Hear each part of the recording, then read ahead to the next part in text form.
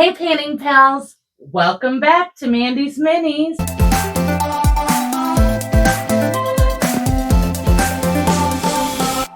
It's been a long time since we've been on camera together again. Kind of is. What am I doing here? Well, I received a message from Mammoth Factory Games. Well, they usually have fun messages. What'd they say? They would like us to do a diorama for their new Kickstarter. I love dioramas. Okay. So, what's really exciting about dioramas, and the reason he's getting wrangled into this, is because that's how we started in the hobby. it is. And it combines both of our loves of this. Yes. So I only got into painting. He was nagging me so I could paint the figures and he could make all the terrain. So the initial plan was kind of just to make dioramas for ourselves. And that kind of branched out into a whole bunch of other stuff. Somebody went into business for herself. I did. And we're glad she did. So, yes, it's been wonderful. But now we're kind of like really taking a deep dive back into dioramas. And this is a perfect excuse. It'll be awesome. It's going to be fun. So what's this new Kickstarter? Well, they are releasing 3 factions, 3 different sets, and they asked me to make a diorama with figures from all 3. Oh, so that sounds fun. Right. So we really want to focus on something action-packed, play up the awesome posing. Fight scene. Right. Mammoth Factory does great poses, action poses on their models. So we want to play that up for sure. Okay. All right. And then on top of that, Dan was over last weekend. Dan's over a lot of weekends. Well, yes. But this particular weekend, he brought us this. He brought us a box. A box. What are we going to do with the box? Well, this is going to be our diorama. So we're going to, it's cut out on the top. Big cut out on the top. You can see. I am not a magician. So we're going to put something on the top and then something underneath inside, like an ice cave or something like that. Nope, we're going this way. 2-level effect with a little path going. Yes, actually, exactly like that. I get it. I like it. Except less of a path and more of a giant opening to the underground caverns. Well, I mean, that's cool too. Giant openings just doesn't go with, that particular part of the movie. No, it doesn't. And the best part about this is it already has the cutout, so that'll make it much easier for electronics. That's right. We're diving into electronics, and we're gonna light this baby up too. Bear with me. I haven't done a lot of it. I'm not great at it. So we are going to lay out the scene, pick the figures, and all the rest of the set dressing we're going to need. Okay. And then you need to start the build. Yes. How long do we have on this? I need to start painting. Okay. We have about a month, maybe a little less. Okay, so we're going to rush. We're in a rush.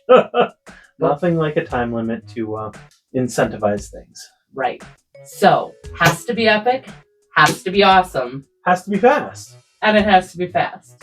Wish us luck. No problem. Okay, so we have everything laid out, all the 3D prints, and we know where we want each of the characters to fall to tell the story. Only one of them's fallen so far. Well, technically the undead did fall before, a long time ago. And I suppose the other 2 did, get the hole in the floor. So those 2 they did fall. So 3 of them, plus the undead, they fell and came back. It's a thing.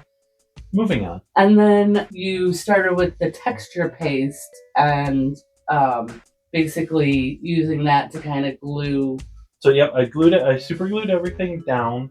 First I took a sheet of balsa wood, cut it to the right size, added some styrofoam for some lift and a little bit of variation in height. Then I was going to break out the store-bought texture paste. We've got some AK. We've got, a bunch of different brands. Vallejo. There's a bunch you can get, and feel free. But Mandy looked at the size of it and was like, You are not using that. It is way too expensive for such a big project. You're going to use it all. Besides, you know how to make your own. I did. Yeah, texture paste comes in those small jars. You're going to use an entire jar on them. Probably 2 or 3.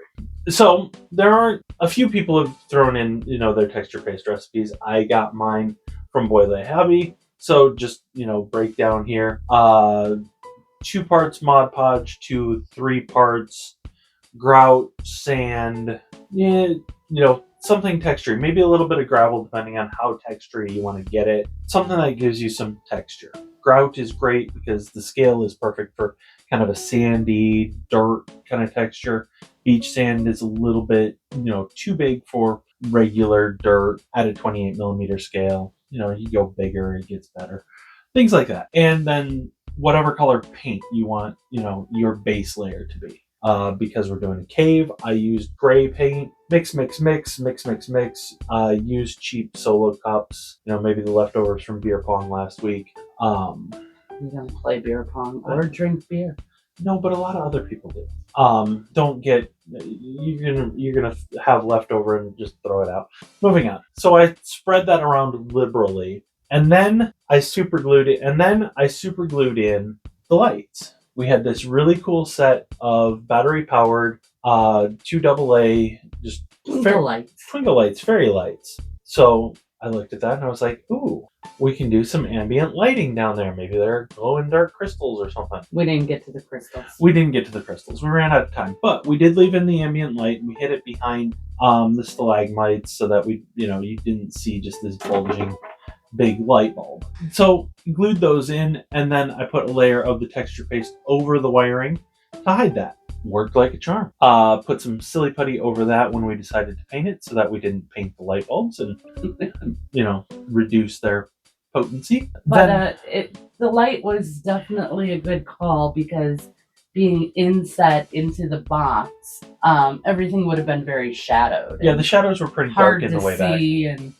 And so this kind of was a great way of enlightening the whole project. Just making the back a little bit easier to see. It's very good that way. And I still can't get over how awesome the Mammoth figures were at interacting with each other and the environment. Oh yeah, they were awesome. Being able to get those characters to be holding the stalagmites just is very cool. Really elevates the project. So you're not just putting figures randomly on in a scene. It's actually telling a story now. Mm-hmm. So that's pretty cool. So I had the grounds laid out up on the top on the second layer, ground floor. Had the graveyard seat bit laid out, and I needed to build a floor. So I cut narrow slices of really thin balsa wood. You can get it at your local hobby store. I'm willing to bet you can get it at Lowe's, Hobby Lobby, or Lowe's and Home Depot, your big box hardware stores, probably in the lumber section. Glued those down. Well, and then we had to work out the hole in the floor. So we slammed a hole in the floor. It actually worked really well. It went a lot more smoothly than I expected and did not destroy the whole thing. I was very worried about it, and it still came out looking very natural. I'm happy with it. And then after I had everything assembled, what did you do? Well, you didn't get to talk about the wall yet. Oh, that's right. There was the wall. So I cut out a chunk of styrofoam for each wall and etched in some absolutely beautiful brickwork with a stylus and a dull pencil into the styrofoam. And then I showed it to Mandy, and she said, "That looks amazing, and I hate it." It doesn't look old, it doesn't look run down, it looks very uniform and modern. Not exactly screaming falling down castle where there's going to be holes in the floor. So it just didn't fit the scene. So we came up with something else. I rolled out a layer of clay, very thin, over actually it wound up being several layers. Or several pieces, but I rolled out a layer of clay over the styrofoam, waited it for it to dry, or laid it out thin, rolled it out thin. Oh my gosh, I'm sorry, Mr. Editor. I rolled out a very thin layer of clay, just your standard air dry kids clay, with a couple of imprint rollers. They're not exactly texture rollers. They're called texture rollers. Okay, texture rollers. You can get them from Green Stuff. You can get them from. There's a bunch of 3D print STL files for them now. Yeah. They're very cool. Create very cool stuff. Our friend Dan made us a few. They worked out really, really nice. I used one of the random brick models. And while the clay was still wet, I rolled that texture into the clay and then set it aside to let it dry. Then it was my turn. So while he was doing all that, I actually painted up the figures individually. And you guys have seen me do that 1,000 times. So I actually didn't take a whole lot of footage of the painting. Also, by that point, we were running low on time.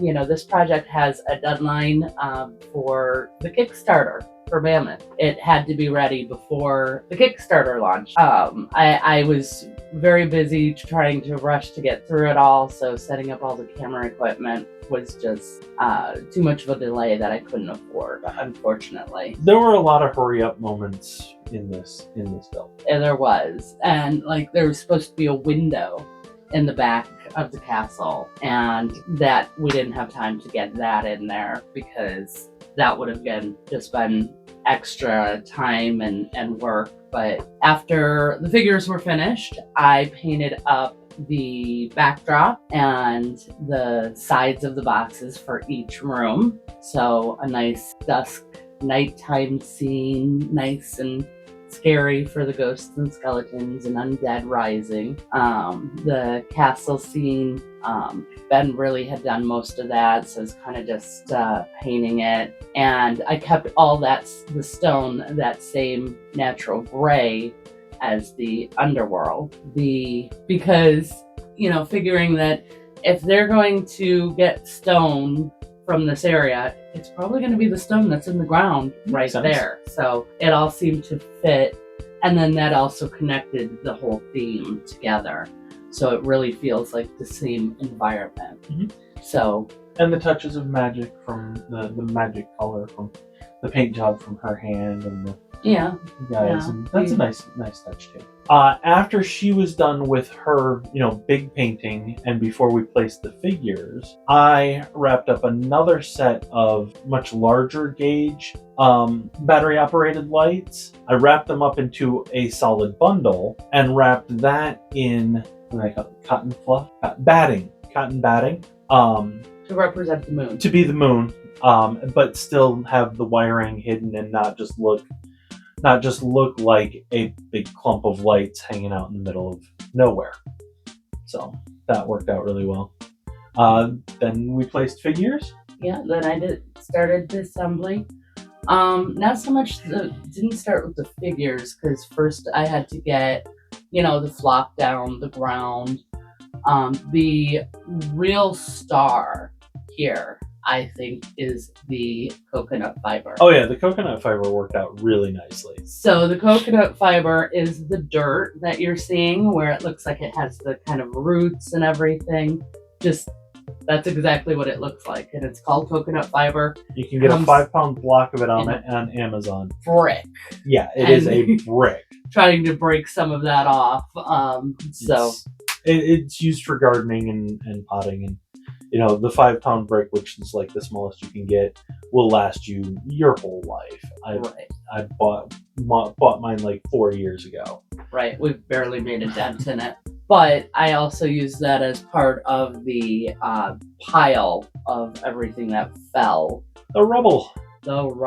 So it really kind of helped solve that effect. So that's definitely something I recommend as a tip. But, so then we affixed figures. Yes. Affixed figures, put the walls in place, and Bob's your uncle. Finished product. I don't know who this Bob is he keeps talking about. Every video he does, Bob's your uncle. I actually know. I don't have an Uncle Bob. You. I need an Uncle Bob. So, okay. But I am thrilled with how it turned out. I think it turned out it amazing. looks great, and it is on the Kickstarter site, so you can see that, as well as many of the other great Mammoth artists who They're all have absolutely beautiful. done a great job on theirs. Yeah. So definitely had the most ambitious one, I will say that. Most of them kept to maybe 5 figures max. There were a couple other ones that came close, but I do think that ours was I certainly feel like ours was the biggest, most ambitious. That's the only, like, as far as the best, well, that's for you guys to decide. You know, that's a personal opinion. Let us know what you think are in the comments. fantastic, though, so definitely check them out. We're going to put the link in the description below, and you can see all the other great artists and what they've done, as well as get the figures yourself if you want. Yep.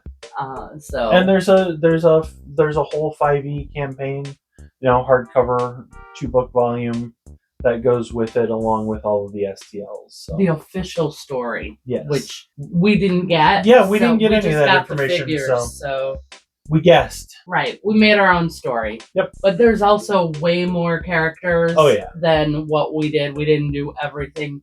We only took like 4 or 5 figures from each set, and there's 3 sets. And there's probably 15 minimum. There's characters minimum in yeah. each faction. Yeah. So there's a lot there. It's a good value. That's one of the reasons we love Mammoth. Absolutely. Again, can't say enough wonderful things about these awesome figures. They were so good. They were. And in general, thank you so much to Mammoth for the opportunity. Yes. We appreciate it. It was a ton of fun, and love how it turned out, and we're glad that you like it too. So they are not sponsored. No, they did not pay us. They don't pay me. They pay me in figures, technically. We got the figures in order to paint it, which is a good deal. Right. But this has gone on long enough. We've rambled at you, and now I feel like the video is getting stretched as much as the build was. It's time to wrap it up. Well, so thank you to all of our patrons. Thank you to Mammoth. Well, a big special thank you to our patrons. We absolutely cannot thank you enough for your support of the channel. It really helps us out to keep going with these projects and videos and that sort of thing. Thank you for watching and for sticking with us to the end, because not everybody does that. YouTube analytics say that most people duck out. So thank you. Really appreciate your support of the channel and of us. And in general, we look forward to seeing you soon. Come back to visit us again soon. In general, have fun and keep creating.